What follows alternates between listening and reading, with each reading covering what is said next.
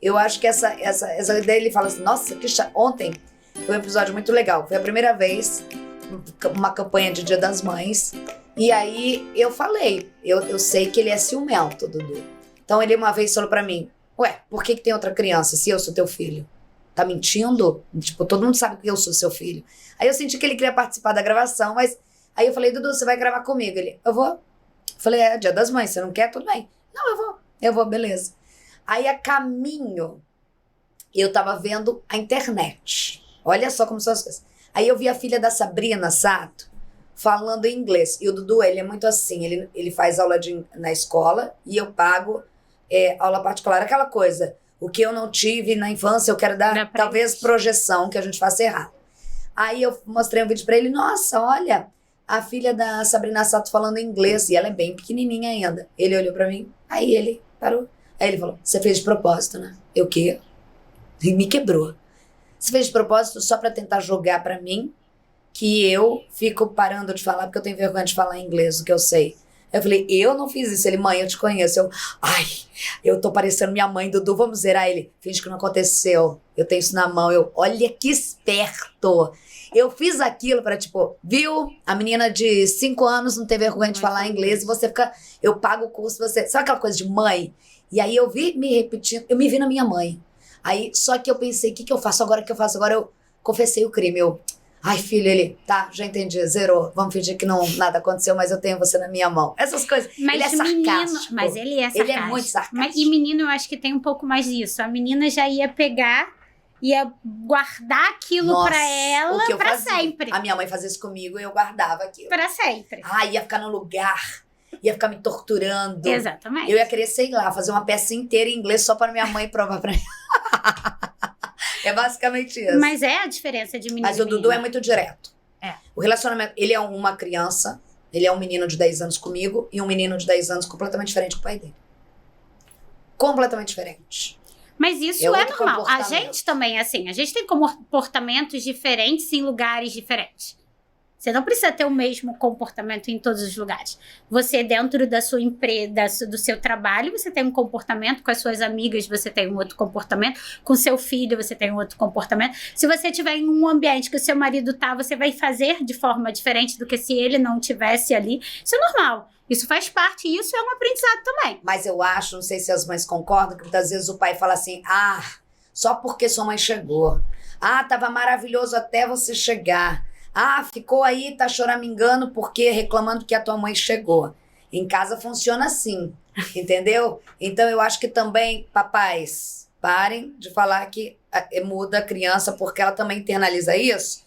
E é só a gente chegar que parece que o mundo desaba, né? Tudo. Não tinha vontade de comer aquilo, não tinha nada, tava tudo indo bem. Com a gente reclama de tudo, reclama de a hora de dormir, faz um drama. Porque argumenta aí, ou o pai mente que quando a gente não tá é perfeito, ou na verdade são crianças diferentes. Mas né? Com a gente é diferente. Completamente, mas é uma parceria muito... Eu tô adorando os 10 anos. E como é lidar com a rede social? Não sei, eu quase tô fazendo uma consulta com você. Porque, assim, eu impedi a rede social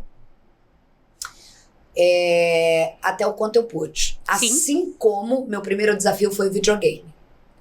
Só que eu pensei, eu não tive essa realidade. A gente não tinha rede social. E eles têm que aprender, porque isso vai ser a vida deles. Ele vai ser um alienígena? Não, e ele vai ter que conviver com isso, porque isso vai ser a realidade dele. Então, se ele não aprender, ele vai fazer errado quando ele for da parte adulta. Aí vem a minha dificuldade.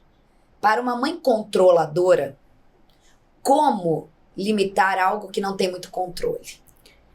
Existem formas, né? Eu acho que assim... É o meu desafio diário. Eu acho que existem formas, né? E assim, ninguém sabe. A verdade a gente está vivendo a história. Então, vamos ter muitos acertos e erros. Tanto que a taxa de suicídio em adolescentes subiu assustadoramente por conta da rede social. De uma cobrança, de um imediatismo, de uma imagem. Imagem, tudo. A gente sabe disso. Então, assim, a gente está vivendo... Cancelamentos, julgamentos. Sim. A gente vivia isso no bairro, né? Exatamente. A falta de aceitação. Hoje você pode ser...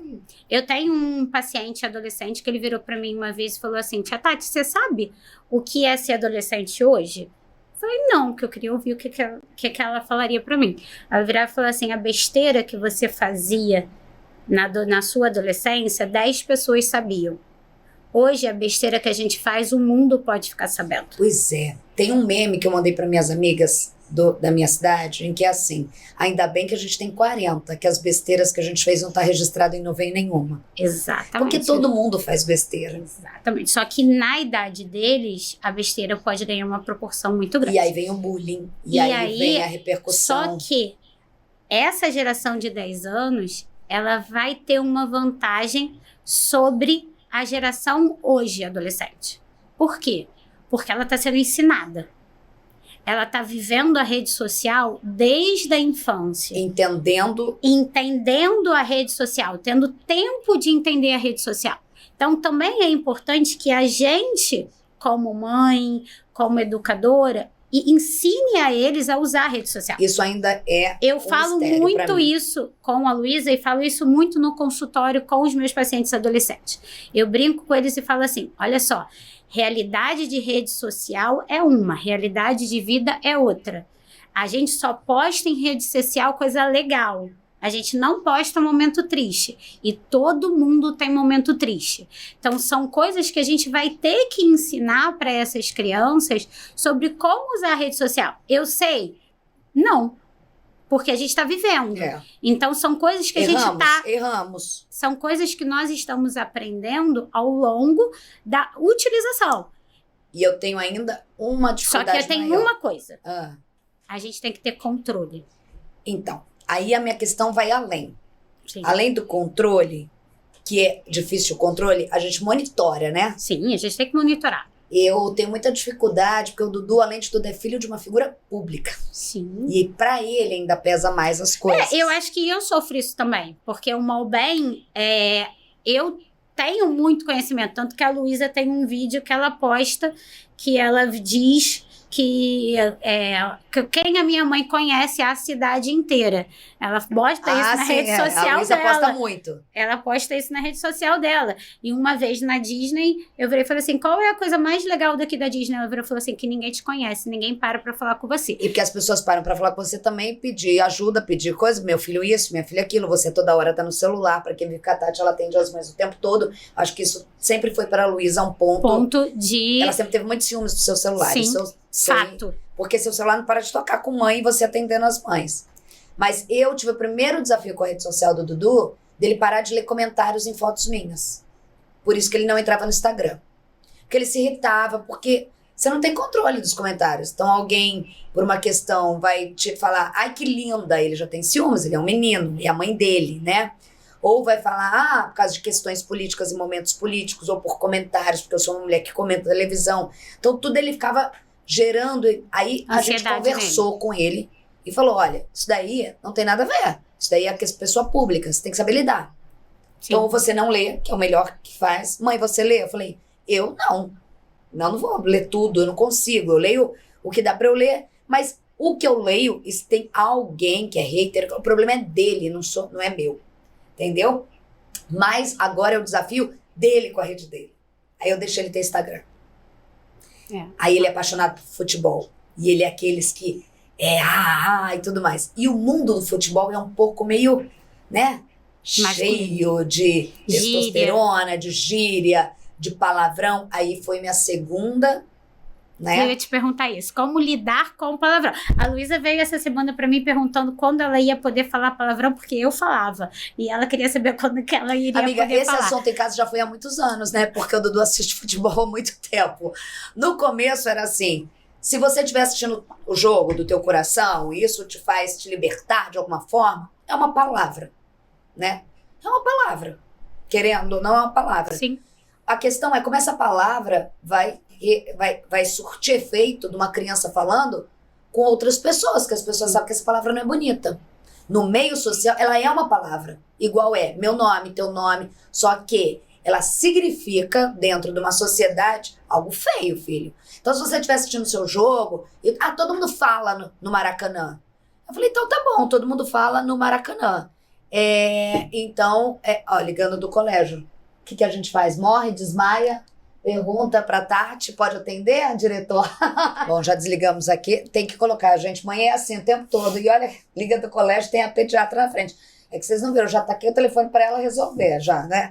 Bom, falando o palavrão que a gente tava falando, e aí isso já foi um pouquinho antes. Então eu comecei a falar, tá, quando você assistir seu time, você pode se liberar, mas tem que tomar cuidado. Ah, mas você fala. É igual a Luiz falando.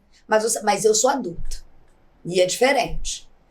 Quando você for adulto, você pode fazer o que você quiser. Enquanto isso, eu tenho que te mostrar que é errado com outras pessoas, a reação delas em relação a uma criança, tá falando palavrão, vai ser feio pra você e também pra mim. Eu tenho que te ensinar que você não pode. Não, você não pode.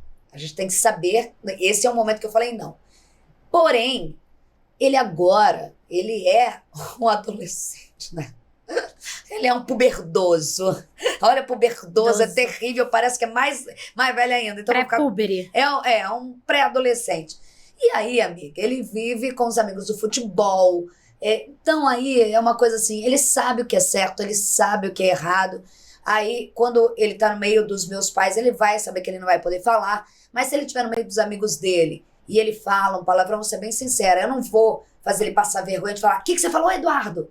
Entendeu? E ele sabe lidar com isso. Então, entre eles, na galera deles ali, eu vejo que rola dentro da quadra, batendo bola, eu não vou ficar uma mãe gritando no braço, você fala um palavrão? Não. Se fala um palavrão, aí eu acho que é uma coisa que não é uma coisa que eu já determinei. Entre eles falam, eles vivem. Agora, quando ele fala alguma coisa comigo, ele fala, você não tá falando com seus amigos. Aí eu viro minha mãe. Você tá falando com a sua mãe. Eu sou sua amiga, parceira, pra hora legal, se der ruim, se não der ruim, tamo junto. Mas, o momento que você vai falar comigo, você tem que entender que existe uma hierarquia e que você tem que me respeitar.